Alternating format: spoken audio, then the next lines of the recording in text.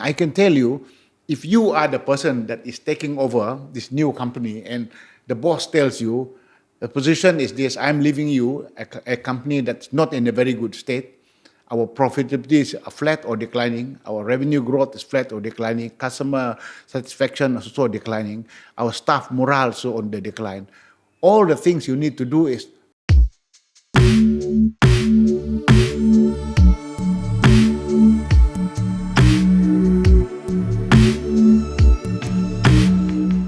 Welcome to the Game of Impossible podcast. My name is Leon. This is my dad, Idris Jala. We are a father-son podcast where we discuss all things transformation through the lens of business, leadership, sport, and faith.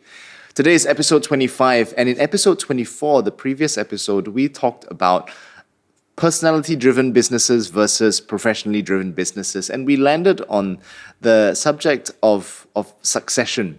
Mm-hmm. And to close that episode, you talked about this anecdote from management coach and philosopher Charles Handy on Davy's Bar. The short of it is basically how do we identify a sort of second wind in our transformation journey. The second curve or the second wind before we get to the point of retirement, in which he calls Davy's Bar.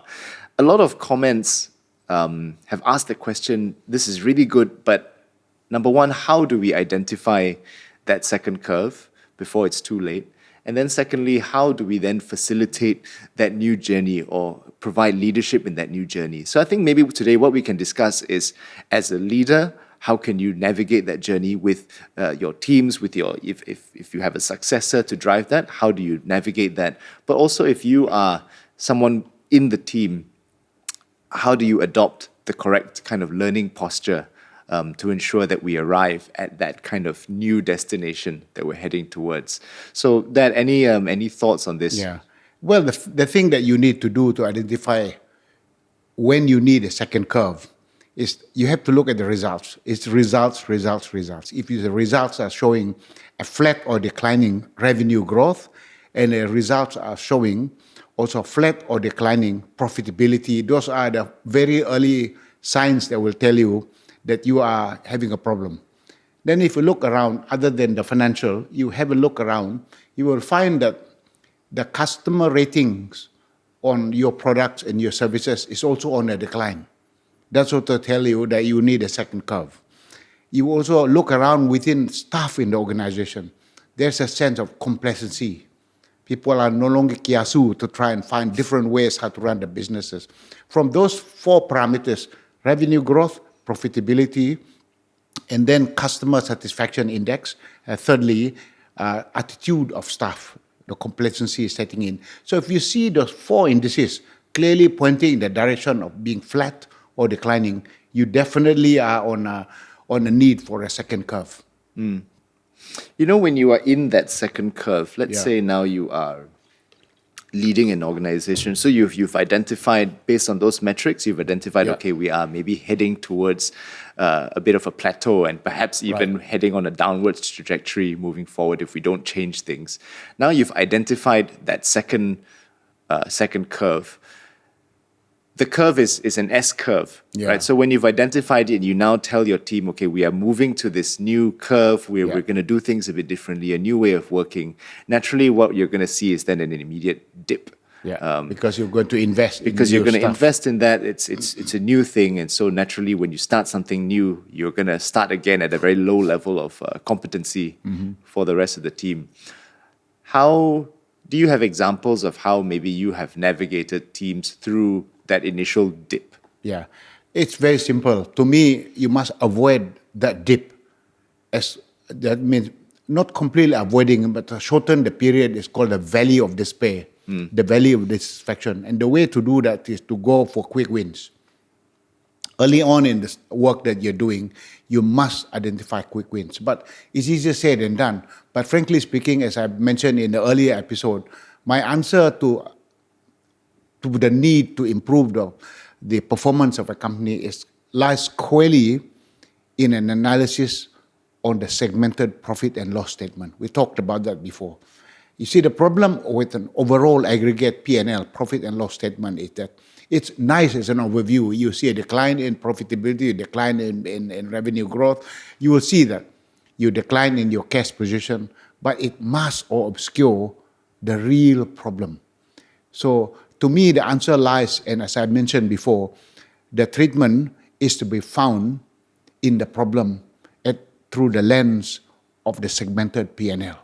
So that means you take the P&L and get a team led by the finance director to really break down the profit and loss statement to the lowest common denominator. You can bring them down to retail store if you're in a retail business. You can bring them down to SKU level, sales key units. That means the chips, there's a P&L for chips. There's a chips for soft drinks. There's a chip for, books that you're selling. There's a chips for toys. Whatever you're selling in the store, there's a P&L for it. You will find when you do that, tremendous answers. Let me give the example, some answers you might see. In a store, you might find a particular product doing very poorly in that store, but you'll find in another store that product is doing really well. So the team has to ask the question, why is the product doing really well in that store, but in this particular store, it's not doing well, but everything else looks similar. Then when you discover maybe what you're doing is that your pricing is not as good, it's not as dynamic compared to the competitor in that area. It can be the merchandising, the way you merchandise in the store. It can be the cost related to selling the product in that particular So all of these things can be found if you know what you have to look for through the lens of a segmented P&L. And so, we were doing a segmented profit and loss statement for a furniture store in the UK. And we found out they were losing money, but when we broke it down, we realized that they were losing a lot of money on selling dustbins because the dustbin was taking a lot of cost in the warehouse cost. So basically we told them, you are bleeding cash from these SKUs and it takes a large space in your retail store. Get rid of it right away. So if you do many of those things, Leon, you'll be surprised how quickly results can come in. You can get results within the first week, you will get results. And you can get results in the first month, you can get results in the first quarter. So you need the early results for people to say, wow, this is good. You don't go through the valley of despair, valley of unprofitability as you invest in new businesses. But of course, there are things the way you are required to invest. Some products you say, I'm not going to spend money on this product. I'm going to introduce new product. But when you introduce new product, you have to invest. When you invest in new product, to do some customer research, you have to go and change the way in which you procure them. When you do that, there's a period where there's a dip. But if you have a portfolio of product that you put there, some are on the rise, some are investing, then I think you are going to shorten that valley of despair where you're going to invest a lot of money and effort and time to get results. But because you have some quick wins, it will shorten that period. Yeah. I think that's an important one to note, identifying, but then also intentionally celebrating those quick wins. Yeah. Sometimes I think some people can maybe hold on to an argument that it's not healthy to celebrate quick wins if you are an organization that's playing the game of impossible. They might argue that being too quick to celebrate small wins will detract you from trying to meet the big wins, right? Because you become comfortable saying, okay, this is good enough to get the job done. Why do we need to go the extra mile if we can already celebrate the wins in front of us? Yeah. But as I've been reflecting on this, I begin to see the value in celebrating the small stuff. Because, you could say for some people, maybe celebrating the small stuff might make you very comfortable and might perhaps consign you to mediocrity. But actually, over the longer period, if you have a team that is constantly celebrating wins, that builds momentum over time. Yeah, sure. And that continued momentum over time compounds to then lead ultimately towards your big goal. Versus a team that is only waiting to celebrate the big win, but going through a longer period of that valley of despair, as you call it, you can actually get to a point of diminishing returns because if you're in the valley of despair, as you mentioned, for too long, that ultimately becomes detrimental to your team morale. And naturally, we have to expect that there will be a dip. But if you don't have something sort of immediate to look forward to, the risk is that you stay in that dip and you never actually achieve your goal to begin with. So it's always better to have a 1% better every day mindset than to have 0% improvement while waiting for that 100% to happen. And then also, I think to counter that, what you mentioned is important in having a portfolio approach. So on the one hand, you have your quick wins that you are banking on, but that doesn't mean that you are only focusing on those quick wins, because you have other pockets as well, other goals that you continue to have on your radar. So you do the quick wins, but in the context of the bigger wins that you are aiming towards. Now, maybe could you tell us a bit about your current season right now? Someone jokingly quipped when we posted that reel of you explaining the Davies Bar story. Someone quipped, is this Idris Jala saying that he is heading towards Davies Bar? Or perhaps if he's already at Davies Bar. How do you see that playing out right now in your current role? Yeah, I'm heading towards Davies Bar, without doubt. When I'm in 2 days from today, I'm 66 years old. And so, in life, you will always say, there is a point, there is a time and season for everything. There's a time and season to hang the boots. There's a time of season to chase and score goals. I mean, for me, the time and season for chasing the conventional scoring goals is at the point when I think I need to pivot to do something different. People call it retirement, but I don't think retirement, in my definition, retirement is what people say, literally do nothing. And I have to look for the different adventure that I need to do, completely different, in a time when I'm already more post 60 years old, etc. So that's what I'm going to do. I have to find that. But, I'm preparing the team in PEMANDU to take over from me, and we do it in a soft landing. But this period of sabbatical was a period when I want to test the team and whether they can really do it. So when I come back on the 25th of February next year, I will then have a good time to discuss with the team how far they have progressed without me. So if they have done really well without me, then I adjust my role accordingly. If they're completely done extremely well without me, then I'm not here. I just retire to Davies Bar and find an entirely different curve from this. So that is good. Ngan, your mom, she doesn't like the idea of Davies Bar in that concept, because to her, the concept of retirement must be that we find something different to do in the second half of our life. The first half is over. Now we talk about the second half. So it's an entirely different way of looking at it. Much more trying to look for meaning. So what we're doing, something that's meaningful, that doesn't exhaust me so much because I'm not getting any younger. So that's a very different search. Yeah, I think that's a good way to look at it, because if we look at the second curve in the story of Davies Bar as we understand it, that means that you identify the second curve. Like, so in your case, if it's if you have said, okay, we are gonna enter into a second curve, and perhaps you recognize you might not be the one to lead the team in that second curve, and it's time to pass on the baton to someone else. That original analogy assumes then that once that second curve has taken over and you have helped to kind of guide the team to then take over, that assumes that you will then retire at Davies Bar and there's no second curve for you. But I think what Mom is saying is that even if once you have identified that and you go off and you've handed on the baton, actually there's a second curve even for the leader. Sure. Because for you now, there will be a second curve for you personally and something for Mom else, to figure out what is that new thing. Absolutely. A completely new curve, completely new journey as well. Very true. Actually, we never entirely retire to Davies Bar. Yeah. We perhaps just get into a different car and head off on a different journey. Yeah, that's very true. Actually, we did do a trial run. So an idea that we were exploring, we talked about the idea before in one of the episodes, that we were trying to figure out what is it that your mom and I could do together. And we tried one. So we were a month ago, we were invited to Singapore. There is an organization started in the Philippines. It's called Business as Mission. So what they've done was they put business people together, entrepreneurs who are very successful, and then they then get them together to learn. And what they found was one key need was work-life harmony. We talked about it before.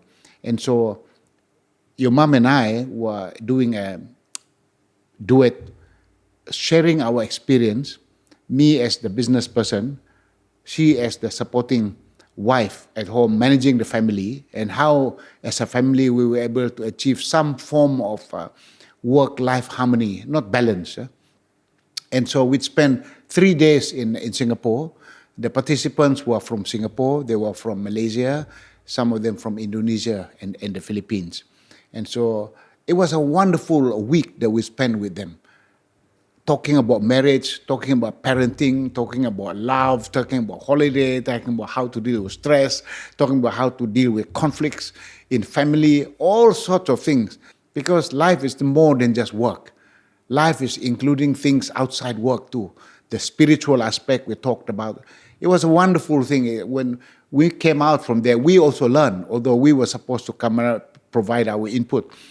Your mom and I had tremendous learning because we had to reflect on our 37 years of marriage, and we found the good, the bad, and the ugly. And other couples who were there, they were prepared. They were also openly sharing their experience. It was wonderful. So that's one idea that we might do in our new journey that we take after I retire. You know, that if you like the analogy of Davis Bar is a period of pausing, to then you pause at Davis Bar to think about what's the new adventure that you're going to take. Not entirely to sit there and get drunk the whole time. Replenish strategically. Yeah, replenish in moderation. Yeah, maybe 2 pints of Guinness to provide some refreshment for the next journey. Yeah, this Davis Bar is a real place in outside Dublin. It's in Winlock area, and it's a very, very nice, full of wood and beautiful place. Where people go out there and have a very nice Guinness or beer. I feel like it should almost become a pilgrimage, yearly pilgrimage to go to the actual Davis Bar. Yeah, I Googled it the other day, so it's still there. And I suppose one of these days I have to go there to check Davis Bar. And I think that's one of them. The other idea that we were thinking of in our second journey, it would be to look after aging parents. I think that's a need. It's a need all around. I think there are a lot of people who are really struggling with how to deal with the parents who are aging, who are living with them, going through a very tough period.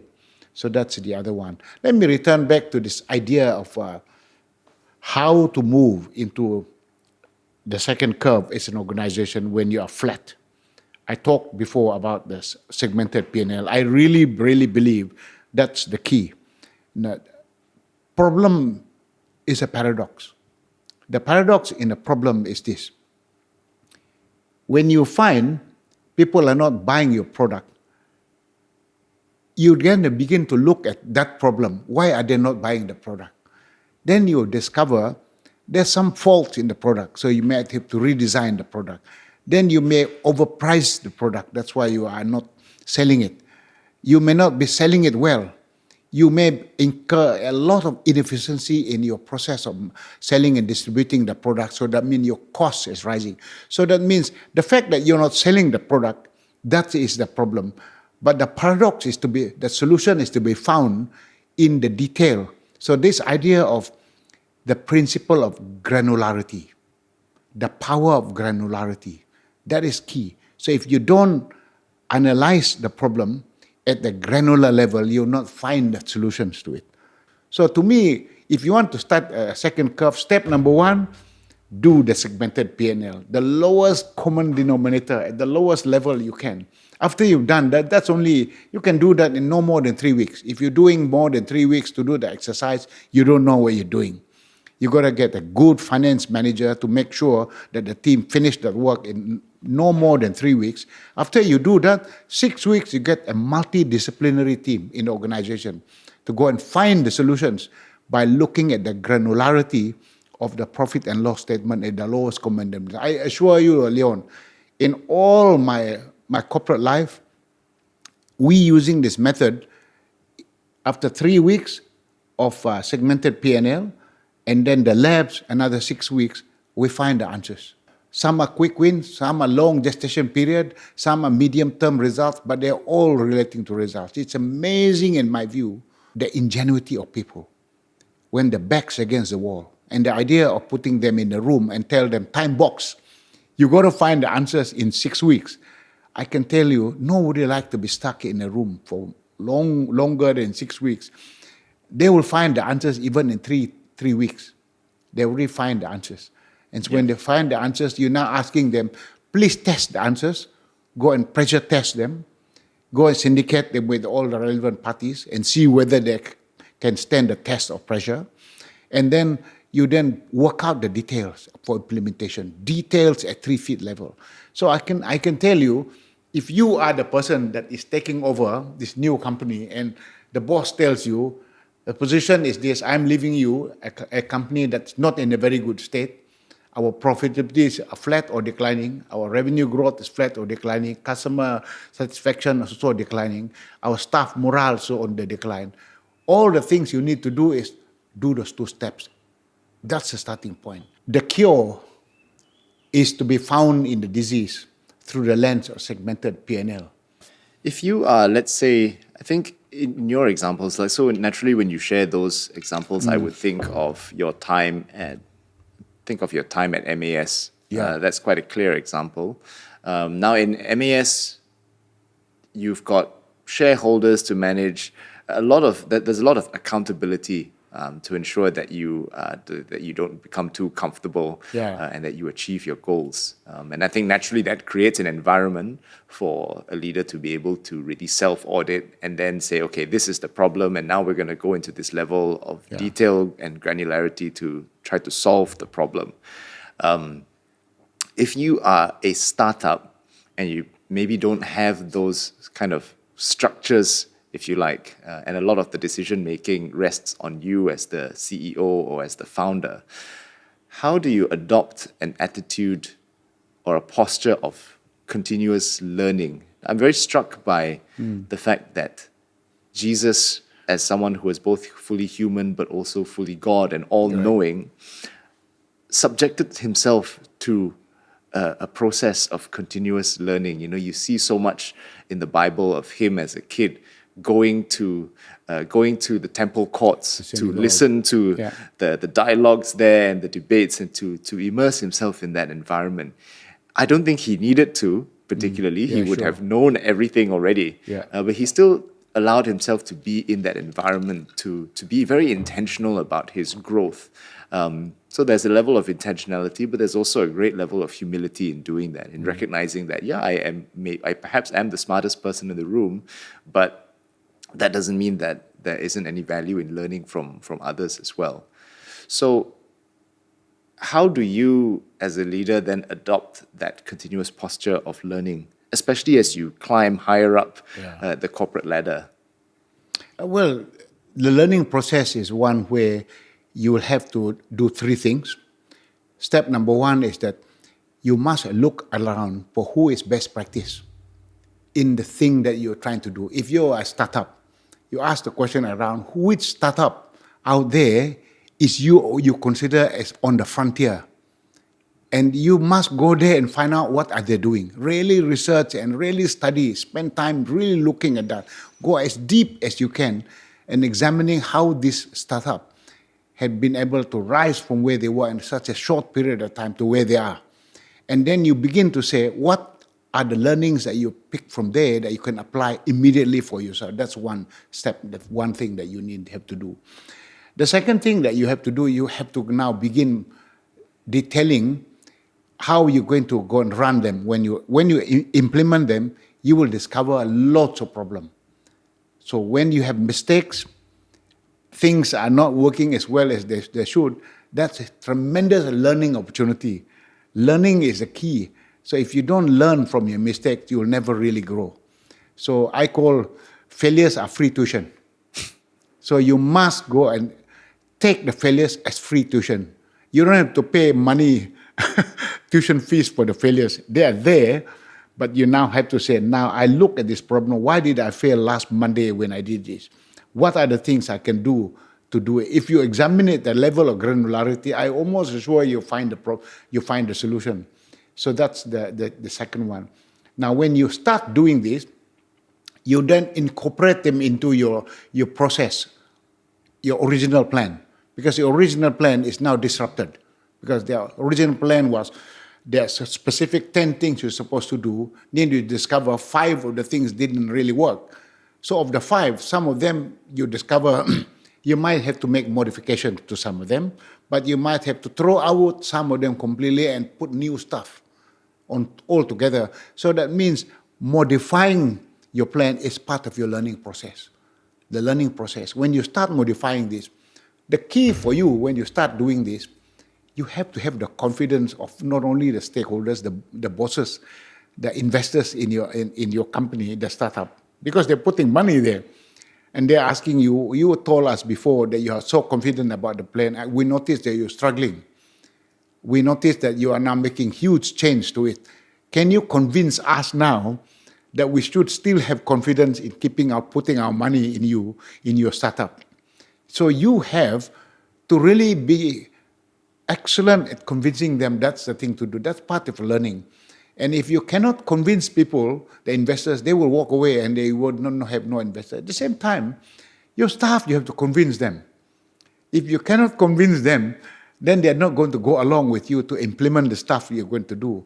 And so that applies in sport, in soccer, for example. If you coach a football team, you're changing the tactic, and you have to convince them why you're changing the tactic. And that applies in business. It applies for social organizations too.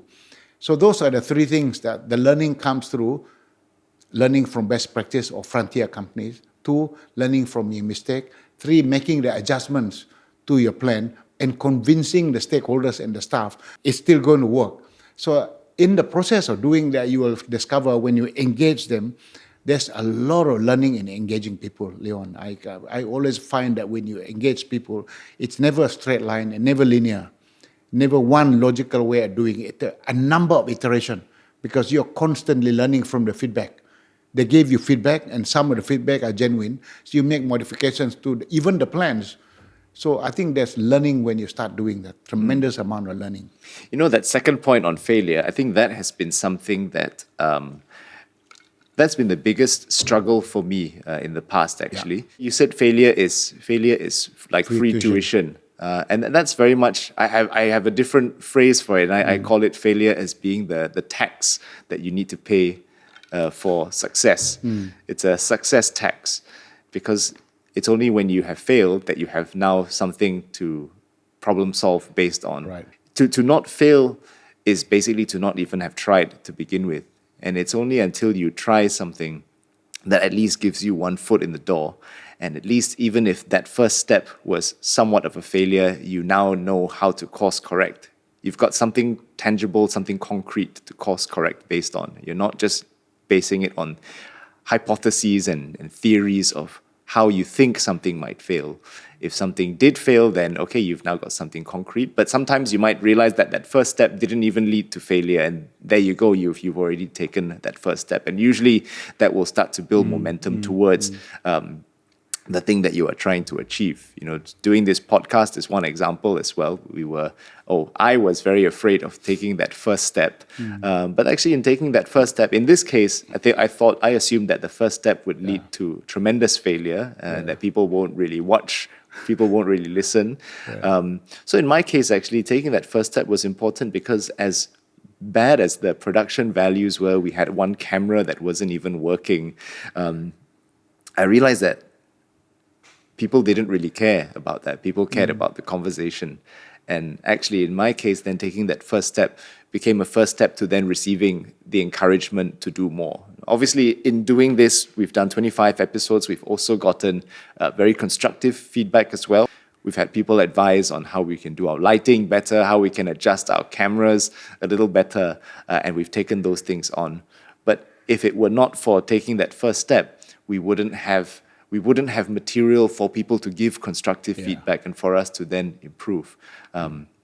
So I think that's important. What are your hopes for this second curve of yours? You spoke a little bit about it just now, but then on a personal sense, you talked about the what. So what you and Mum might want to achieve in this process as you head towards this second curve, but beyond the programs, the initiatives, what are the personal things that you want to achieve in terms of maybe character development and learning in this season? Yeah, there are two things that your mom and I hope to achieve in the second half of our life.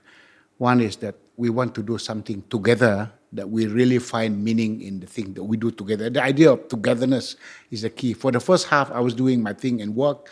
She was doing her thing at home, managing the family and managing the household. But we really now to find something that we'll do together with a lot of pleasure and that we find meaning. The second one is to be helpful to people, making a difference to other people, not just to ourselves. That's why this idea of either helping people who are managing difficult businesses at home as well as their workplace, the work-life harmony idea. So that's one. The other one is helping aging parents. So these are trying to be helpful to other people, trying to find a way how we can make a difference in the lives of others that we're around. I think when Jesus said that we shall be the salt and the light of this world, that's what it's meant. And we really have to make a difference to other people, not just to ourselves, So that's what I think those two things are, to be together and doing it and finding a way how to make a difference in the lives of others. Making a difference. And we really hope that we've been making a difference to all of you who have been watching diligently. Some of you have told us that this is part of your weekly routine, part of your Friday morning commute. So thank you all for watching. If you haven't subscribed, we encourage you to subscribe to both our YouTube channel as well as our Spotify. We upload an episode weekly every Friday at 6 a.m. And also we upload short form content on both TikTok and IG as well, so you can follow us there. We just want to say thank you so much for your support, and we're really looking forward to the next episode. We'll see you next week.